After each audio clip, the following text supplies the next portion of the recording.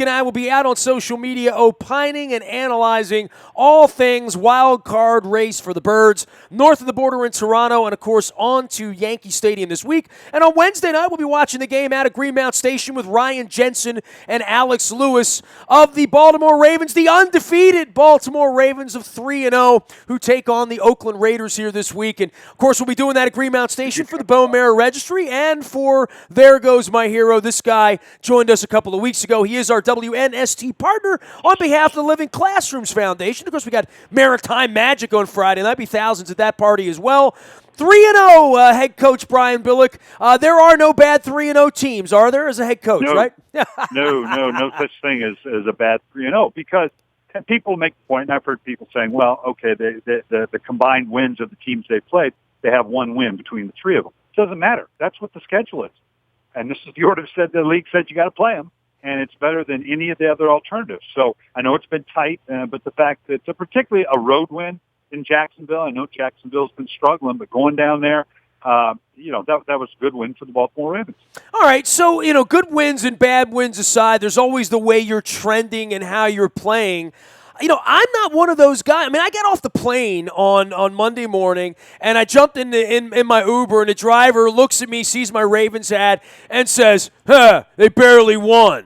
And I'm thinking to myself, man, if you can't feel good about 3-0, but I see signs of life with the team, and it's never going to be perfect. But I tell you what, they're a hell of a lot better than I thought they were going to be in just about every aspect of the game. But let's start with Flacco and this sort of resurrection of the career of Dennis Pitta, who I know you have a lot of respect for, as well as Steve Smith. These guys are coming back from injuries that, 15, 20 years ago they never could have come back from, that they wouldn't have played. A lot of courage along the line here on both the parts, and not just getting back onto the field and catching one ball once, getting back onto the field and looking like their former selves at this point in the offense.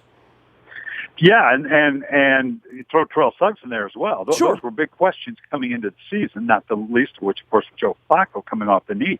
So you've got to feel good about it. Now, it's a long season, and obviously that's going to be the key, how they do in November and December. But right now, to have that kind of an anchor, you're exactly right. But questions about the Ravens coming in, how are they going to be without an absolute, dominant anchor anywhere on the defense per se, in the front line or in the linebackers, secondary? What about the receiving core of the Ravens? How is the running game going to be with the transition? And you said it early. Momentum's important in this league. It really is. It's a force multiplier. And you look at the schedule of the Ravens, I think they have a chance to really get some momentum. And in order to be a championship caliber team, momentum has to be on your side, because you're playing better maybe than you really are. And that's true of any championship team. And the Ravens have a real chance to continue that momentum, continue to play better than maybe they might look on paper, given some of the questions. You look at the undefeated teams, are there 5 of them? Every single one of them now, you could make a real case for, I don't know how they're here. Most of them were quarterback-driven questions. How was New England going to do without Tom Brady, and now without Garoppolo, although Brady's coming back? Who's the quarterback in Denver? Trevor Siemian. How's he going to pan out? Minnesota, what's their situation? So every single one of these 3-0 teams had and have, I guess you could say, legitimate questions, but you're glad to be at 3-0, and each has a chance to continue to get momentum. Coach, it pays to have a kicker, doesn't it? I mean, I know you looked at Matt Stover for many years as a security blanket, but he wasn't a 52, 53, 54-yard sort of security blanket. It changes the game. I mean, it changes the way they manage it. It changes the risk. They play a little more conservatively, which may be good or bad, but, hey, if you can hit the kick, why not? It's a different style of game when you have a kid that's got a leg like this, right? Oh, it's huge, and as that was for us. And if you're playing good defense, it allows you to orchestrate the game a little more tightly, as it were. And I was having dinner with some friends right at the end of the game, of the Ravens game, and as they were getting in position, and once they were in position, I saw them come. I didn't even look up. I said, "Okay, this is good. This is gold." And to have that kind of feeling, and the team have that kind of confidence, be able to orchestrate the calls, knowing, okay, I got a great chance. All I need to do is get here, that you don't have to extend yourself. You don't have to be inside the 30. You don't have to be inside the 25. That's a huge advantage. Coach Brian Billick joining us here, our head coach on behalf of the Living Classrooms Foundation, as well as SeatGeek. If you're out there looking for tickets this week or next week, or maybe when Springsteen comes back, millions of tickets, one place. It is SeatGeek and SeatGeek.com. You can download that app as well. And, of course, Maritime Magic at Living Classrooms, which Brian and I have partnered with for almost a decade now. And you can follow him out on Twitter at Coach Billick as well. Through the division now, this is a rare position, Coach. I mean, certainly in all of your years, 3-0, very unusual. 3-0 when the Steelers are getting their ass kicked the way they were in Philadelphia over the weekend. Cincinnati at 1-2 right now. Boy, this is setting up as a different kind of year for the Ravens. And at 3-0, I know you used to break this thing down into these 4-game little schedules. They need to go 7-6 to win 10 games right now. That feels eminently doable. I mean, right now at 3-0, you look at the numbers and say, will you be a playoff team? I like their chances, and that's a good feeling in September. Well, we know that where you are at the quarter mark, what the league looks like at the quarter mark versus the halfway mark versus the three-quarter mark versus where we're at the end of the season is huge. Can be huge swings and huge changes.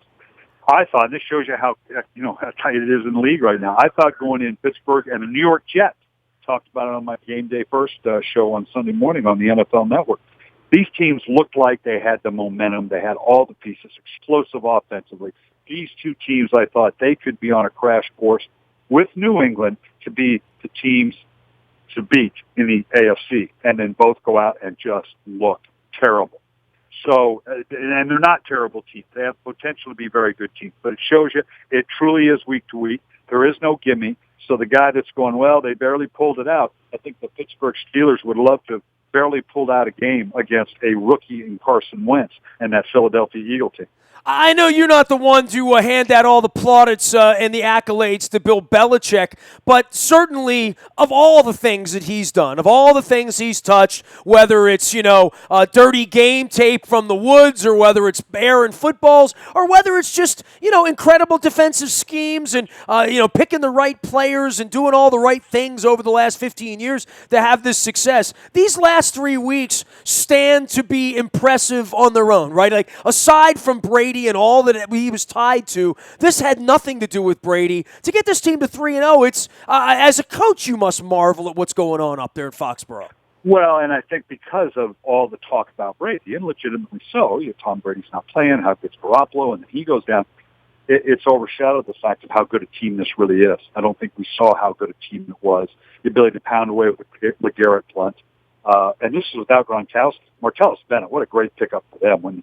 When Gronkowski gets that hamstring fully healed, and you have him and Martellus Bennett and Julian Edelman on the inside, this is a good football team. So, yeah, just a spectacular job shepherding a team through the loss of its starting quarterback, its backup quarterback.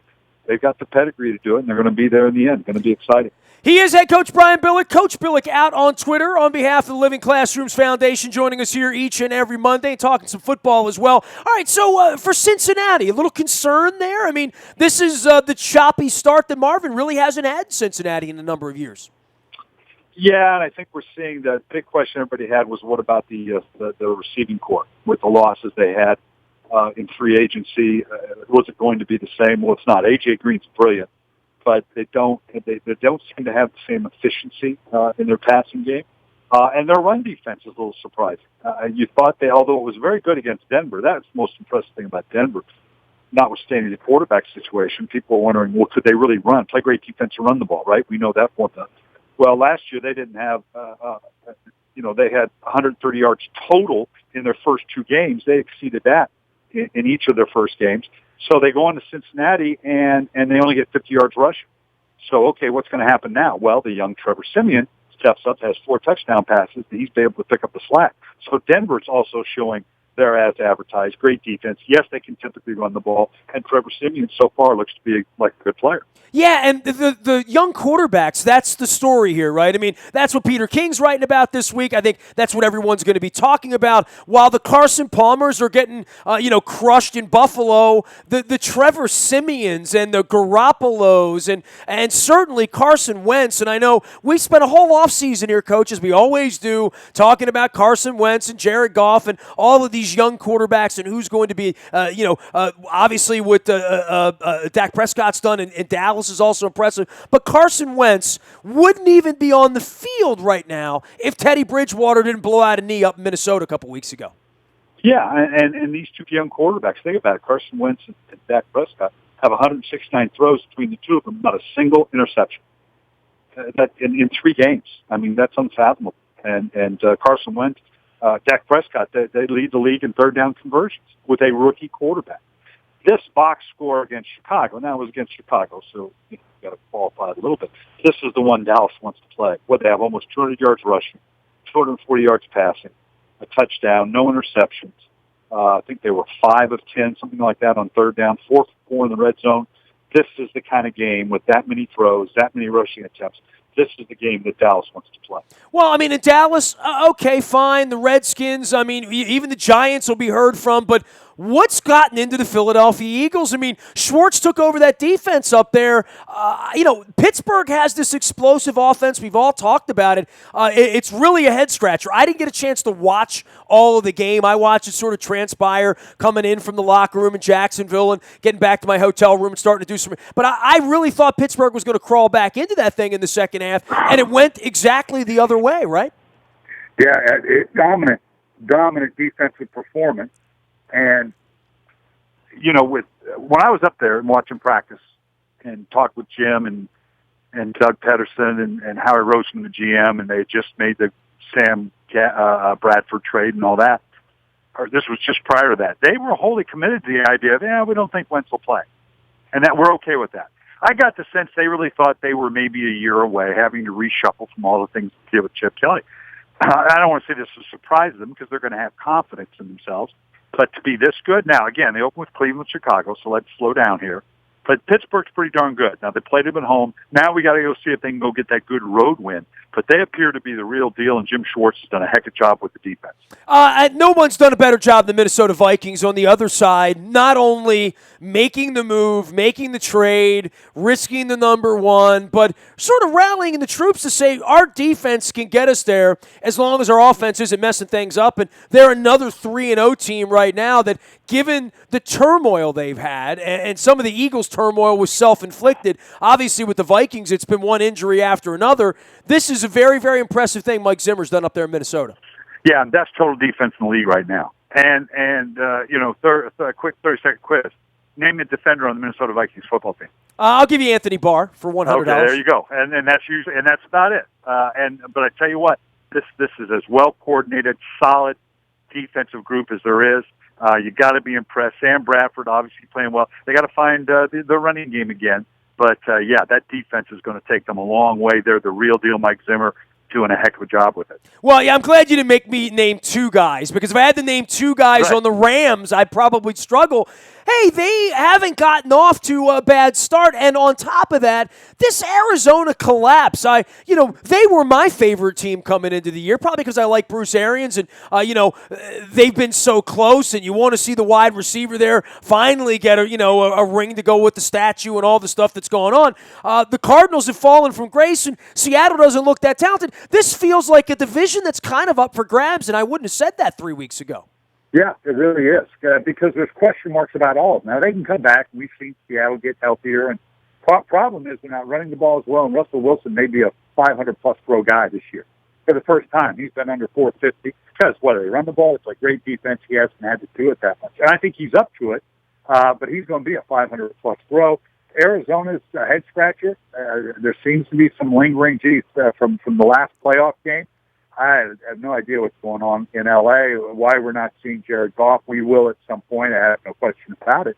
And San Francisco seems to be really struggling. So, my guess is that we will see, obviously, the division champ in the playoffs, probably not a wild card team out of here. Coach, just to prove to you that I was awake in my hotel room in Jacksonville, sipping on some coffee at 7 a.m. and watching you on Sunday morning on NFL Network, the thing you brought out with the Jets' schedule was really kind of eye-opening for what they are going through. But for the Ravens now at 3-0, and we look out at these next 4 games and say, all right, going to be a lot of home cooking. You get to play an Oakland team traveling back to the East Coast again this week. Then it's Redskins. Then it's Jets and Giants and these easy bus trips up and down the 95 corridor. At 3-0 right now, do you start to have some crazy visions? And what do you make of this Raider team that can come in here this week and derail this? The one thing we've seen is they've really struggled to play defense there. The Raiders are a capable team. That's a really good offense. Can they come on the road all the way to the East Coast? We've seen them travel well. They didn't hold serve when they had to go home and play Atlanta after the big one in New Orleans. That's going to be the challenge for them. But they're very real. They're very capable. Carr, the quarterback, the running back, receiver. This is a good offense. Defensively, they have struggled. And the Ravens, the Ravens' schedule is what it is. Okay, and it's a good schedule for them to if they can stay healthy, make a run at this thing. The Jets, I was making the point about the road schedule is ambitious. I thought they would step up to it. This game shocked me. We'll have to see if they can rebound. But right now, this entire league is wide open. Scheduling is going to be a big factor, and the Ravens, I think, have an advantage in that. Well, at least till we get to December and have to go to New England, Cincinnati, and Pittsburgh. But we'll see if we're playing from ahead or from behind. He is head coach Brian Billick on behalf of SeatGeek and the Living Classrooms Foundation, and you can follow him out at Coach Billick. Coach, always great having you on. It's even better having you on when you're 3-0. Sounds great. There he goes, Coach Billick joining us here on WNST week after week. We'll be doing another live show with him. We had him out at Greenmount Station a couple weeks ago up in Hampstead in Carroll County. We had some fun doing a little season preview. I don't know that our season preview had the Ravens at 3-0, but they are. And on Wednesday night, we'll be joined by Ryan Jensen as well as Alex Lewis from the Ravens offensive line core. We're going to eat some crab cakes. We're going to talk some football, talk about being a young player in the league, talk some undefeated Baltimore Ravens football at Greenmount Station. That all happens on Wednesday night. We'll be swabbing for the bone marrow registry as well, so make sure.